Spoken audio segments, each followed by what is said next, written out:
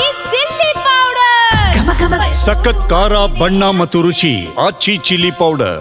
उष्ण शोणित से लिखो, वक्त स्थली को चीर कर वीर का अभिमान है यह शब्द वंदे मातरम. आदरणीय अध्यक्ष जी, कुछ दिन पूर्व जब वंदे मातरम 150 का आरंभ हो रहा था तो मैंने उस आयोजन में कहा था, वंदे मातरम हजारों वर्ष की सांस्कृतिक ऊर्जा भी थी, उसमें आजादी का जज्बा भी था और आजाद भारत का विजन भी था. अंग्रेजों के उस दौर में एक फैशन हो गई थी भारत को कमजोर, निकम्मा, आलसी, कर्महीन, इस प्रकार भारत को जितना नीचा दिखा सके ऐसी एक फैशन बन गई थी. और उसमें हमारे यहां भी जिन्होंने तैयार किए थे वो लोग भी वही भाषा बोलते थे. तब बंकिम दा ने उस हीन भावना को भी झकझोरने के लिए और सामर्थ्य का परिचय कराने के लिए वंदे मातरम के भारत के सामर्थ्यशाली स्वरूप को प्रकट करते हुए आपने लिखा था, तम ही दुर्गा दश प्रहरण धारिणी कमला कमल दल विहारिणी वाणी विद्या दायिनी नमामि त्वाम नमामि कमलाम अमलाम अतुलाम सुजलाम सुफलाम मातरम वंदे मातरम. अर्थात भारत माता ज्ञान और समृद्धि की देवी भी है और दुश्मनों के सामने अस्त्र शस्त्र धारण करने वाली चंडी भी है. अध्यक्ष जी,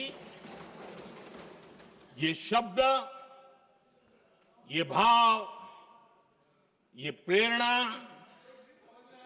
गुलामी की हताशा में हम भारतीयों को हौसला देने वाले थे. इन वाक्यों ने तब करोड़ों देशवासियों को यह एहसास कराया कि लड़ाई किसी जमीन के टुकड़े के लिए नहीं है. ये लड़ाई सिर्फ सत्ता के सिंहासन को कब्जा करने के लिए नहीं है. ये गुलामी की बेड़ियों को मुक्त कर हजारों साल की महान जो परंपराएं थी, महान संस्कृति, जो गौरवपूर्ण इतिहास था, उसको फिर से पुनर्जन्म कराने का संकल्प इसमें था.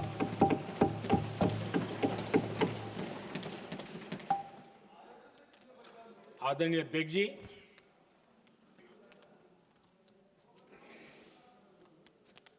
वंदे मातरम इसका जो जन जन से जुड़ाव था, ये हमारे स्वतंत्र संग्राम की एक लंबी गाथा अभिव्यक्त होती है. आदरणीय अध्यक्ष जी, जब भी जैसे किसी नदी की चर्चा होती है, चाहे सिंधु हो, सरस्वती हो, कावेरी हो, गोदावरी हो, गंगा हो, यमुना हो,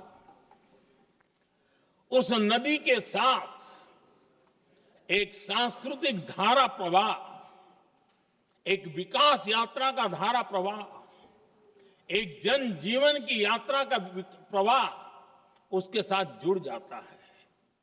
लेकिन क्या कभी किसी ने सोचा है कि आजादी जंग के हर पड़ाव, वो पूरी यात्रा वंदे मातरम की भावनाओं से गुजरता था, उसके तट पर पल्लवित होता था। ऐसा भाव काव्य शायद दुनिया में कहीं उपलब्ध नहीं होगा। आदरणीय अध्यक्ष जी,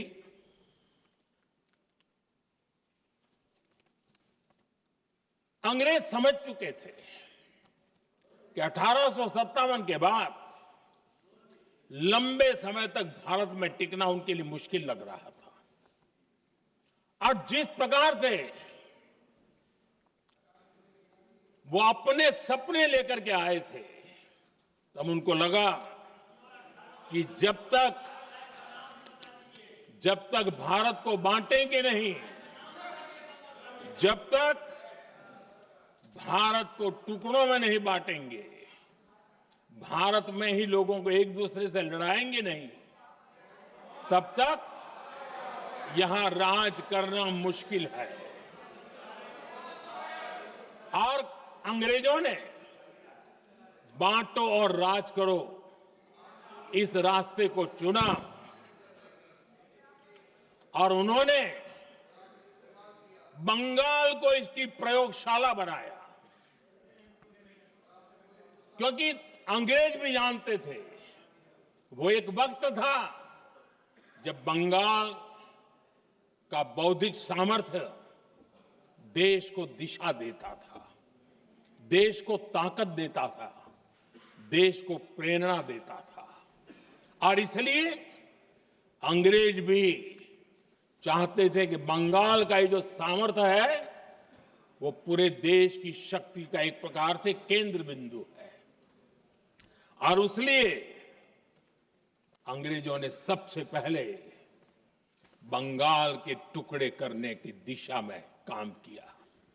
और अंग्रेजों का मानना था कि एक बार बंगाल टूट गया तो ये देश भी टूट जाएगा, और वो यावत चंद्र दिवाकरो राज करते रहेंगे, ये इनकी सोच थी।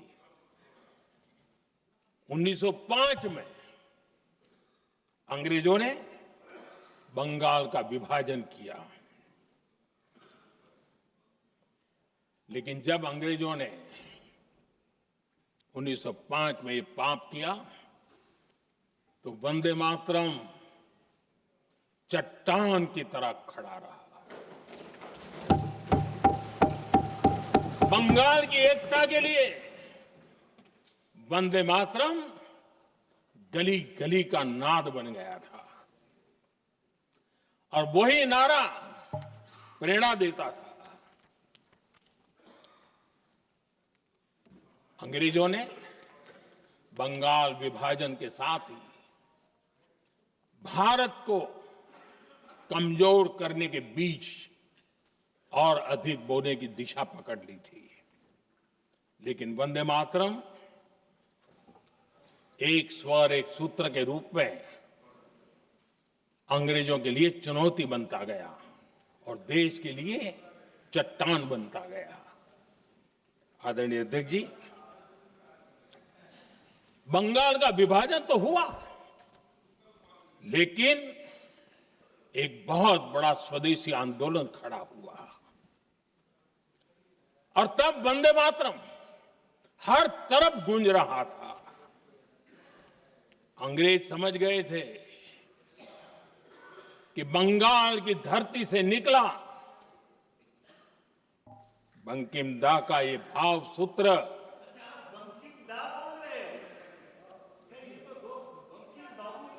बंकिम बाबू बोले। अच्छा, thank you thank you thank you thank you thank you आपकी भावनाओं के लिए मैं आदर करता हूं। बंकिम बाबू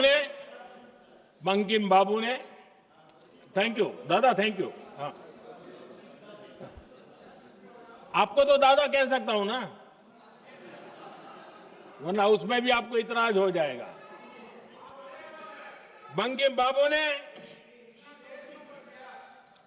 ये जो भाव विश्व तैयार किया था, उनके भाव गीत के द्वारा उन्होंने अंग्रेजों को हिला दिया।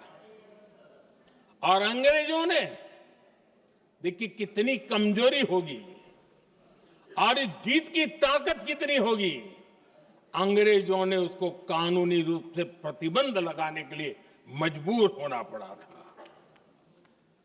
गाने पर सजा, छापने पर सजा, इतना ही नहीं, वंदे मातरम शब्द बोलने पर भी सजा।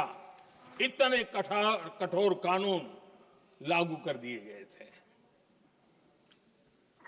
हमारे देश की आजादी के आंदोलन में सैकड़ों महिलाओं ने नेतृत्व किया, लक्षावधि महिलाओं ने योगदान दिया। एक घटना का मैं जिक्र करना चाहता हूं। 22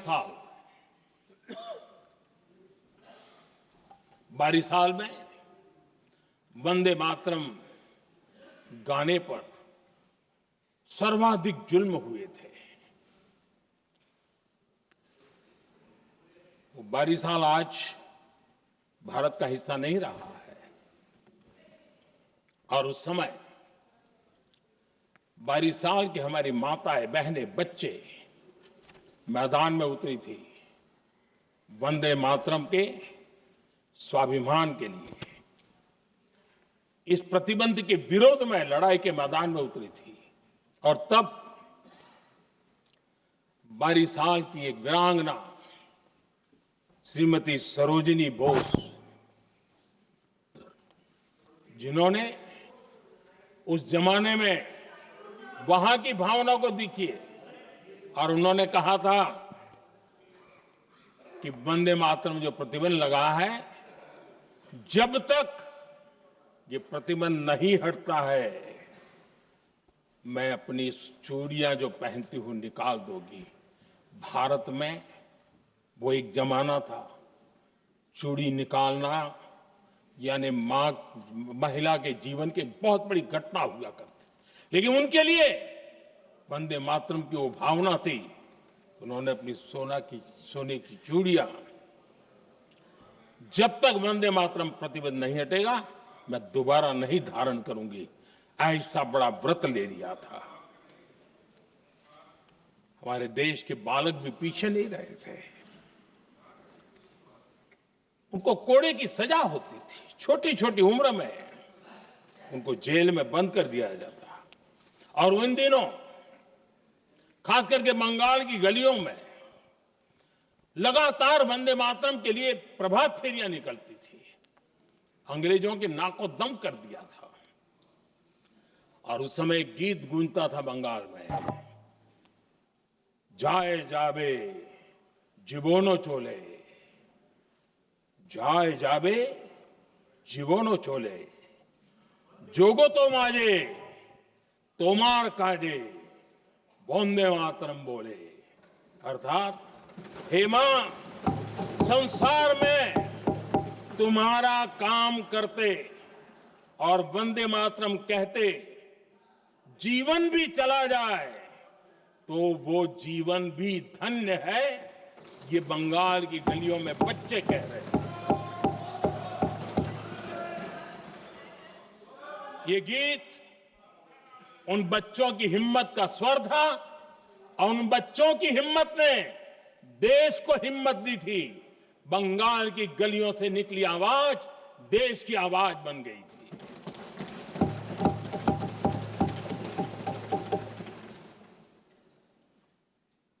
उन्नीस 1905 में फरीदपुर के गांव में बहुत छोटी छोटी उम्र के बच्चे जब वंदे मातरम के नारे लगा रहे थे, अंग्रेजों ने बेरहमी से उन पर कोड़े मारे थे।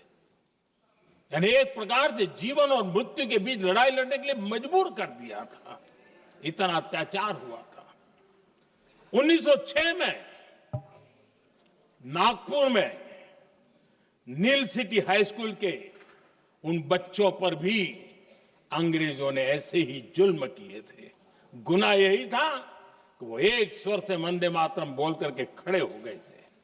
उन्हें वंदे मातरम के लिए मंत्र का महात्म्य अपनी ताकत से सिद्ध करने का प्रयास किया था।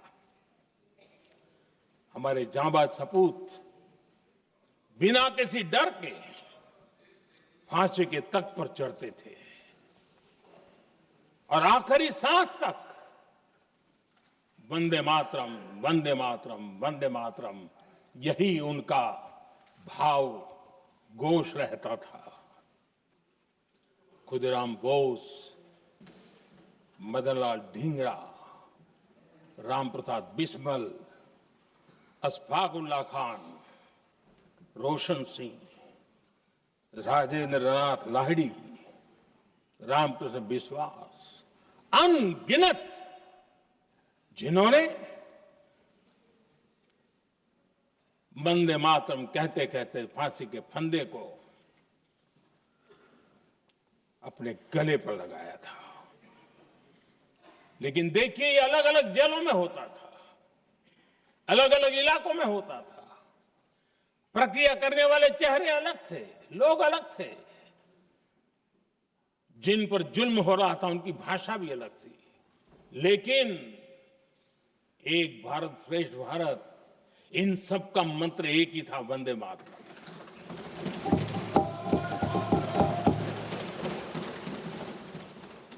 चटगांव की स्वराज क्रांति, जिन युवाओं ने अंग्रेजों को चुनौती दी, वे भी इतिहास के चमकते हुए नाम है। हरगोपाल बाल, पुलिन विकास घोष, त्रिपुर सेन, इन सब ने देश के लिए अपना बलिदान दिया। मास्टर सूर्यसेन को 1934 में जब फांसी दी गई, तब उन्होंने अपने साथियों को एक पत्र लिखा और पत्र में एक ही शब्द की गूंज थी और वो शब्द था वंदे मातरम।